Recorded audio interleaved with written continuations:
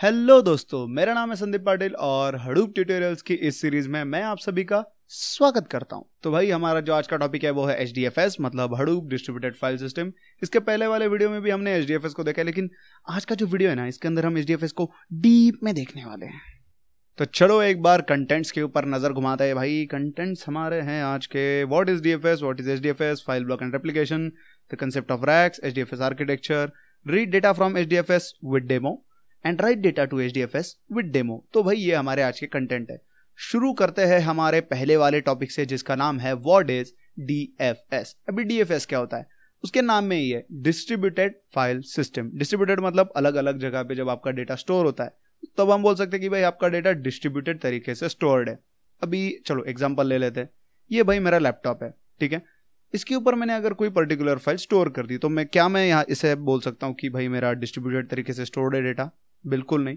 लेकिन अभी देखो ऊपर कितने 5 सिस्टम है, उसके ऊपर अगर मेरा डेटा डिस्ट्रीब्यूटेड तरीके से स्टोर है, मतलब अलग अलग सिस्टम्स के ऊपर मेरा डेटा स्टोर है, तो मैं बोल सकता हूं कि हाँ भाई ये डिस्ट्रीब्यूटेड तरीके से स्टोर्ड है डेटा। अभी बहुत लोगों को डाउट आएगा कि भाई डिस्ट्रीब्यूटेड तरीके से अगर डेटा स्टोर्ड है तो मतलब एक्सेस करने के लिए अलग अलग सिस्टम्स के ऊपर तो नहीं जाना पड़ेगा, और ये तो बहुत बड़ी प्रॉब्लम हो जाएगी फिर। लेकिन ऐसा नहीं होता। भले ही आपका डेटा वहां पे डिस्ट्रीब्यूटेड तरीके से स्टोर है, लेकिन जब भी आप उसे एक्सेस करने को जाते हो तो वो एज अ सिंगल फाइल आपके सामने आएगा, जैसे कि आपके लोकल सिस्टम के अंदर आता है। अब DFS का फायदा क्या है? ये दुनिया लालची है, तो चलो इसके फायदे की बात करते हैं।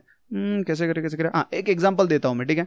अगर मेरे पास 1 टेराबाइट की फाइल है जो कि मेरे को इस वाले सिस्टम के अंदर कॉपी करनी है मेरे लैपटॉप के ऊपर, और मेरा लैपटॉप की जो कैपेसिटी है वो है 100 MBPS की, मतलब 100 MBPS की स्पीड से वो डेटा इंपोर्ट कर सकता है। तो भाई 1 टेराबाइट की फाइल को मतलब मेरे को टाइम लग जाएगा वो कॉपी वगैरह करने को। लेकिन अगर डिस्ट्रीब्यूटेड फाइल सिस्टम यूज कर रहे हैं हम और अपने पास 5 सिस्टम है, तो भाई इंपोर्ट कैपेसिटी कितनी हो गई? 5 × 100 मतलब 500 MBPS की, मतलब 500 MBPS की स्पीड से आप उस डेटा को इंपोर्ट कर सकते हो अपने फाइल सिस्टम के अंदर। ये तो कमाल की चीज है। तो भाई ये हो गया आपका DFS। अब हम जाते हैं हमारे अगले टॉपिक के ऊपर जिसका नाम है HDFS। अभी HDFS क्या है? ये भी एक डिस्ट्रीब्यूटेड फाइल सिस्टम है। इसका लॉन्ग फॉर्म है हडूप डिस्ट्रीब्यूटेड फाइल सिस्टम। मतलब इसके अंदर भी डेटा कैसा है भाई, अपने को पता है हडूप कैसा है, मास्टर स्लेव आर्किटेक्चर, एक मास्टर है, मल्टीपल स्लेव्स है, और आपका जो डेटा है ना वो डिस्ट्रीब्यूटेड तरीके से आपके स्लेव्स में स्टोर किया जाता है। मतलब ये वैसे ही डिस्ट्रीब्यूटेड फाइल सिस्टम ही यूज कर रहा है हडूप भी। हम सबको पता है कि हडूप का जो प्रोसेसिंग है वो भी डिस्ट्रीब्यूटेड तरीके से ही होता है और स्टोरेज भी डिस्ट्रीब्यूटेड तरीके से ही होता है। अगर मैं हडूप के अंदर कोई भी फाइल कॉपी कर रहा हूं तो होता क्या है, वो फाइल मतलब उसके ब्लॉक वगैरह बनते हैं, रेप्लिकेशन वगैरह, वो आगे देखने वाले हैं हम, ठीक है। तो वो सब बनने के बाद वो अलग अलग सिस्टम्स पे जाके स्टोर किए जाते हैं। और डिस्ट्रीब्यूटेड प्रोसेसिंग मतलब क्या? जिस जगह पे डेटा है उस जगह पे प्रोसेसिंग होगी। अगर मैं इसके अंदर एक फाइल कॉपी कर रहा हूं और मेरे 4 स्लेव्स है, इस लैपटॉप के नीचे और 4 स्लेव्स है, तो 3 स्लेव के ऊपर मेरा डेटा गया, और जब मैं उसको प्रोसेसिंग करने को बोल रहा हूं तो क्या करेगा, वो 3 स्लेव्स पे जहां पे डेटा स्टोर है वहां पे जाएगा और प्रोसेसिंग वहां पे करेगा। वहां पे हुई प्रोसेसिंग का मतलब वो तीनों सिस्टम वो एग्रीगेट वगैरह करके रिजल्ट्स मुझ तक पहुंचेंगे। ये होता है आपका डिस्ट्रीब्यूटेड प्रोसेसिंग। Wow man. और जब भी हम हडूप के अंदर कोई भी डेटा लिख रहे हैं, कोई भी फाइल कॉपी कर रहे हैं, तो वो सब जा रहा है आपके हडूप डिस्ट्रीब्यूटेड फाइल सिस्टम के अंदर, मतलब आपके HDFS में। अब हम आते हैं हमारे अगले टॉपिक के ऊपर जिसका नाम है फाइल ब्लॉक्स एंड रेप्लिकेशन। भाई ये वाला जो टॉपिक है ये बहुत ही ज्यादा इंपॉर्टेंट टॉपिक है। इसकी वजह से मैंने इसके ऊपर एक सेपरेट वीडियो भी बनानी है आगे चल के, लेकिन जितना इस वीडियो के लिए जरूरी है वो देख लेंगे अभी यहाँ पे। File block and replication. अभी हडूप के अंदर जब भी हम कोई भी फाइल कॉपी करते हैं, अभी मेरे सिस्टम के ऊपर हडूप इंस्टॉल्ड है और मुझे एक फाइल इसके अंदर कॉपी करनी है जिसकी साइज है 500 मेगाबाइट्स, ठीक है। तो वो वाली फाइल जब मैं इसके अंदर कॉपी करने को जाऊंगा तो उसके टुकड़े किए जाएंगे 128, 188, 128 वगैरह ऐसा, मतलब बाय डिफॉल्ट 128 MB के टुकड़े उसके किए जाएंगे। तो 500 MB के कितने होंगे? 128 MB का एक, 128 MB का दूसरा, 128 MB का तीसरा, और बचे कितने 116 MB का फोर्थ, मतलब टोटल 500 MB हो जाते। तो इस तरह से 4 टुकड़े किए जाएंगे उस फाइल के। तेरा मैथ स्लो है क्या? अभी बहुत लोग बोलेंगे कि भाई 128 MB के ही क्यों टुकड़े किए जा रहे हैं, मेरे को 128 MB के नहीं करने, मेरे को कुछ और करना है। तो भाई ये कॉन्फ़िगरेबल है। HDFS site.xml नाम की जो फाइल है आपकी हडूप की डायरेक्टरी के अंदर होती है, वो फाइल उस XML फाइल है, उसको आप मतलब चेंजेस कर सकते हो उसके अंदर। आपको जो भी अपने को सेट करने का है, जितने MB का आपको ब्लॉक बनाना है वो आप उसके अंदर सेट कर सकते हो। फाइल ब्लॉक तो अब हो गए। अब हम बात करते हैं रेप्लिकेशन की। अभी देखो ऊपर की जो फाइल है उसके अंदर कितने क्रिएट हो गए, अपने 4 ब्लॉक क्रिएट हो गए, ब्लॉक 1, ब्लॉक 2, ब्लॉक 3 और ब्लॉक 4, इस तरह से अपने 4 ब्लॉक क्रिएट हो गए। रेप्लिकेशन के अंदर क्या होगा, ये जो ब्लॉक है उनकी कॉपीज क्रिएट की जाएंगी। मतलब ब्लॉक 1 की 3 कॉपी, ब्लॉक 2 की 3 कॉपी, ब्लॉक 3 की 3 और ब्लॉक 4 की 3, इस तरह से कॉपीज क्रिएट कर दी जाएंगी। बाय डिफॉल्ट 3 कॉपीज क्रिएट की जाएंगी हर एक ब्लॉक की। भाई ये जो रेप्लिकेशन का फैक्टर है ना, ये भी कॉन्फ़िगरेबल है, इसको भी आप आसानी से कॉन्फ़िगर कर सकते हो। अब ये क्यों, फाइल ब्लॉक और रेप्लिकेशन का कंसेप्ट क्यों घुसाया है इसने इसके अंदर? अपने को चाहिए फॉल्ट टॉलरेंस, क्योंकि हम यूज कर रहे हैं सादे सिस्टम, भाई सुपर कंप्यूटर तो यूज नहीं कर रहे, और डेटा अगर यूज रहा तो डेटा की इंपॉर्टेंस बहुत ज्यादा होती है, और ये कॉपीज क्रिएट कर रहा है, इसकी वजह से तो स्टोरेज वेस्ट हो रही है। तो भाई जो बड़ी बड़ी कंपनियां हैं उनके लिए डेटा बहुत ज्यादा इंपॉर्टेंट है, उनके लिए स्टोरेज डिवाइस कोई बड़ी बात नहीं है। सबसे इंपॉर्टेंट बात यह है कि हम यहाँ पे यूज कर रहे हैं कमोडिटी हार्डवेयर। भाई हम कोई सुपर कंप्यूटर वगैरह तो यूज नहीं कर रहे, कोई क्रैश ही नहीं हो सकता।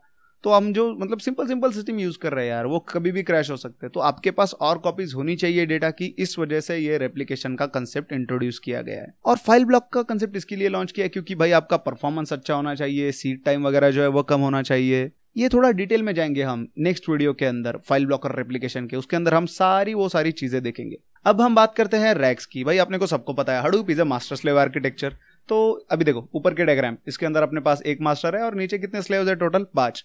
जो 3 स्लेव है वो एक रैक को बिलोंग कर रहे हैं और बाकी के बचे हुए 2 दूसरे रैक को बिलोंग कर रहे हैं। मतलब यहाँ पे हम बोल कैसे सकते हैं, जो एक नेटवर्क को बिलोंग कर रहा है वो एक साइड में कर दिए उन्होंने एक रैक के अंदर, जो दूसरे नेटवर्क को बिलोंग कर रहे हैं वो दूसरे साइड में कर दिए उन्होंने दूसरे नेटवर्क के अंदर। अभी रैक क्या है, अपने को सबको पता है भाई, रैक का हम इस्तेमाल करते हैं भाई सामान वगैरह रखने को, मतलब प्रॉपर तरीके से रखना पड़ता है अपने को। तो ये जो बड़ी बड़ी कंपनियां है ना, वो उसके अंदर सिस्टम्स रखती है, मतलब कंप्यूटर जो वगैरह होते हैं ना वो रखती है उसके अंदर।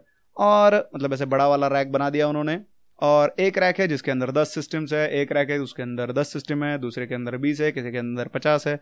तो इस तरह से रैक होते हैं। अगर इस कंसेप्ट को समझना है तो हमें समझना पड़ता है रैक अवेयरनेस, जो कि अगली वीडियो में आने वाला है। File block, replication, rack awareness, वो सारा अगली वीडियो में कवर करने वाले हैं हम। फिलहाल तो हम देखते हैं हमारा HDFS का आर्किटेक्चर, जो कि हमारा आज का इंपॉर्टेंट टॉपिक है। तो चलो एक बार इस डायग्राम के ऊपर नजर मारते हैं यार। देखो कैसी है ये डायग्राम, दिखने में तो बहुत मुश्किल लगती है, लेकिन जैसा दिखता है वैसा होता नहीं है। ये बहुत ही आसान कंसेप्ट है, ठीक है, 2 मिनट में समझ जाएगा। अब यहाँ पे देखो अपने को क्या दिख रहा है, क्लाइंट। बहुत लोगों को कंफ्यूजन होगा कि क्लाइंट मतलब हम, भाई हम क्लाइंट नहीं है यहाँ पे, हम इसके भी ऊपर है। अब ये क्लाइंट क्या है, दिस इज अ लाइब्रेरी। ये एक लाइब्रेरी है, मतलब ये सेट ऑफ प्रोग्राम्स है और ये इंटरफेस की तरह काम करती है हडूप के और हमारे बीच में। मतलब अगर मैं कोई भी इंस्ट्रक्शन दे रहा हूं तो वो सबसे पहले क्लाइंट के पास जाएगा, फिर क्लाइंट नेम नोड को कांटेक्ट करेगा, फिर आगे की प्रोसेस होगी, ठीक है। तो ये प्रोसेस कैसी होती है एक बार देख लेते हैं। सपोज मेरे को कोई पर्टिकुलर फाइल रीड करनी है, मैंने इंस्ट्रक्शन दे दी मेरे को ये फाइल रीड करने का है, तो वो रिक्वेस्ट जाएगी आपके क्लाइंट के पास। क्लाइंट क्या करेगा, क्लाइंट जाएगा आपके नेम नोड के पास, नेम नोड के पास है आपका मेटा डेटा। सबसे पहले नेम नोड क्या है, name node is a daemon which is running on a master system. ये मास्टर सिस्टम के ऊपर रन होता है और इसके पास होता है आपका पूरा मेटा डेटा, मतलब कौन सी फाइल कहाँ पे स्टोर है, कौन सा ब्लॉक किधर, रेप्लिकेशन, वो सारा जो खिचड़ी है ना वो इसके पास ही होता है, नेम नोड के पास। तो वो नेम नोड के पास से मेटा डेटा उठाएगा, फिर डेटा नोड से कांटेक्ट करेगा, भाई किधर किधर डेटा है वो मेरे को बताओ, फिर मैं क्लाइंट को वो डेटा दे देता हूँ। ऐसा होता है। राइट करने का ऑपरेशन भी वैसा ही है भाई। क्लाइंट आता है, नेम नोड को कांटेक्ट करता है और उसे पूछता है कि भाई कौन कौन सी जगह खाली है। नेम नोड उसको वो खाली जगह की लोकेशन देता है और वो उस डेटा नोड्स के ऊपर डेटा राइट कर देता है। अभी इस डायग्राम को थोड़ा तोड़ते हैं हम। यहाँ पे देखो नीचे रैक 1, ये रैक 1 यहाँ पे, रैक 2 यहाँ पे, मतलब ये एक नेटवर्क के बिलोंग करने वाले 3 नोड्स है, ये दूसरे नेटवर्क को बिलोंग करने वाले 2 नोड्स है। और ये जो ग्रीन कलर का दिख रहा है आपको वो है फाइल के ब्लॉक्स, मतलब जो हमने बात किया था, मैंने जो 500 MB की फाइल का बात किया था, देखो 128 MB के ब्लॉक क्रिएट किए जाते हैं। ये जो स्क्वायर्स है वो ब्लॉक्स है। तो ये है आपका HDFS का आर्किटेक्चर। अब हम आगे बढ़ते। तो HDFS के अंदर फाइल रीड कैसे होती है, अभी अपने को यहाँ पे देखो यार ऊपर डायग्राम दिख रही है।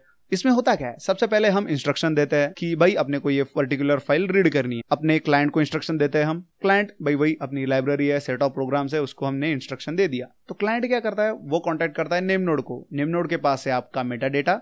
मेटा डेटा के अंदर सब होता है भाई, कौन सा फाइल है, कौन सा ब्लॉक है, किधर स्टोर है, वो सब, वो सारी इंफॉर्मेशन फिर से आती है आपके क्लाइंट के पास। फिर जो FS डेटा इनपुट स्ट्रीम है वो क्या करता है, वो जो डेटा नोड्स है, मतलब क्लाइंट उसको बोलेगा ना ये भाई ये लोकेशन है, जल्दी से उठा उधर से, तो वो उधर जाता है उस पर्टिकुलर डेटा नोड्स के ऊपर और वो वाली फाइल्स, मतलब वो वाले जो पर्टिकुलर ब्लॉक है उनको पॉइंट करता है और वो डेटा अपने को विजिबल हो जाता है। ये है आपका फाइल रीड का ऑपरेशन। प्रैक्टिकल देखना इसका जरूर देखेंगे, बहुत ही जल्द देखेंगे। अब हम बात करते हैं फाइल राइट के ऑपरेशन की, कि हडूप के अंदर फाइल राइट कैसे होती है। तो सबसे पहले फाइल को राइट करने के लिए भी सेम भाई हम इंस्ट्रक्शन देते कि ये मेरे पर्टिकुलर फाइल है, इसको मेरे को राइट करने का है। तो होगा क्या, ये जो क्लाइंट है मतलब अगेन सेट ऑफ प्रोग्राम्स वगैरह जो है ये लाइब्रेरी है, वो कांटेक्ट करेगा नेम नोड को। नेम नोड को बोलेगा भाई कौन कौन सी जगह खाली है। और ये नेम नोड को कैसे पता कौन सी जगह खाली है? देखो भाई ये जो नीचे अपने को डेटा नोड दिख रहे हैं ना, यहाँ पे 3, ये जो साइड में मेरे ये जो 3 डेटा नोड है ना, ये हर 3-3 सेकंड को हार्ट बीट सिग्नल जो है वो भेजती रहती है, जिसके अंदर रहता है भाई कौन सी जगह खाली है, कौन सी जगह पे मतलब डेटा स्टोर्ड है आपका। तो ये सारी इंफॉर्मेशन आपके नेम नोड के पास होती है।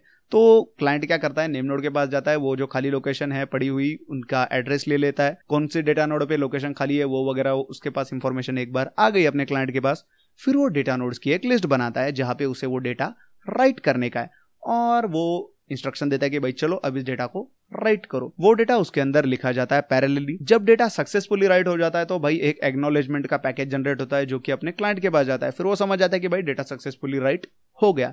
और अगर किसी वजह से राइट क्रैश हो जाए तो होता क्या है, जितना मतलब समझो आधा लिख के हो गया फाइल और फिर राइट क्रैश हो गया ये ऑपरेशन, तो होगा क्या, अपना जो HDFS क्लाइंट है ना बहुत स्मार्ट है, वो क्या करेगा, फिर से नेम नोड को कांटेक्ट करेगा, फिर से बोलेगा भाई मेरे को खाली लोकेशंस बताओ, वो खाली लोकेशन उसके पास से ले लेगा, फिर से नई लिस्ट बनाएगा और वो राइट का ऑपरेशन लिख देगा, फिर से राइट कर देगा मतलब डेटा उसके ऊपर। और फिर जो आधे अधूरे लिखे हुए ब्लॉक है उनका क्या होगा? जब भी ऐसी कोई प्रॉब्लम आती है ना तो सब एक भले इंसान को बुलाते हैं जिसका नाम होता है हडूप एडमिन। वो जब भी लोड बैलेंसिंग की क्वेरी फायर करेगा ना तो ये बचे कुचे कटे पिटे जो ब्लॉक है वो डिलीट हो जाएंगे। तो ये हो गया आपका फाइल राइट का ऑपरेशन। अभी चलो इसको थोड़ा प्रैक्टिकली देखते हैं। सबसे पहले आपको विजिट करना है लोकल होस्ट कॉलम 50070 को। उसके बाद आपको आना है यहाँ पे यूटिलिटीज के अंदर, ब्राउज द फाइल सिस्टम के अंदर।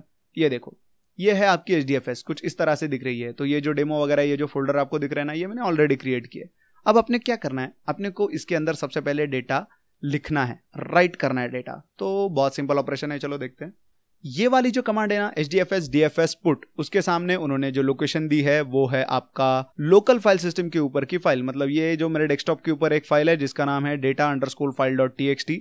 मतलब ये जो पूरा पाथ है वो मेरे लोकल फाइल सिस्टम के ऊपर है, और उसके सामने जो लिखा है /demo ये HDFS के ऊपर का पाथ है। तो जब भी मैं इस कमांड को एग्जीक्यूट करूंगा ना, उसके बाद जो data_file.txt नाम की जो फाइल है वो HDFS के अंदर इंपोर्ट हो जाएगी। अब देखो हमने डेमो डायरेक्टरी के अंदर उसको कॉपी किया था, देखते हैं हम आए कि नहीं। डेमो डायरेक्टरी के अंदर आता है, ये देखो data_file.txt नाम की फाइल यहाँ पे प्रेजेंट है। ये है दूसरी वाली कमांड HDFS DFS get। ये डेटा रीड करने के लिए यूज होती है। मतलब आपके हडूप डिस्ट्रीब्यूटेड फाइल सिस्टम से डेटा लेते हैं हम हमारी लोकल फाइल सिस्टम के अंदर। तो ये कमांड देखो कैसी है, HDFS DFS get, उसके सामने जो पाथ है वो है आपके HDFS के ऊपर का पाथ, और उसके सामने जो पाथ है वो है आपकी लोकल फाइल सिस्टम के ऊपर का पाथ। जब भी मैं ये कमांड एग्जीक्यूट करूंगा तो HDFS के ऊपर की जो फाइल है वो मेरे लोकल फाइल सिस्टम के अंदर कॉपी हो जाएगी। चलो देखते हैं आई कि नहीं। ये देखो ये वाली फाइल यहाँ पे आ चुकी है। तो भाई हमारा आज का टॉपिक था वो खत्म हो चुका है। अपना जो अगला वीडियो है ना उसके अंदर हम देखेंगे ये फाइल ब्लॉक रेप्लिकेशन। मेरे को पता है मतलब थोड़ा इतना ठीक तरह से कवर नहीं हुआ, तो इसको देखेंगे अगली वीडियो में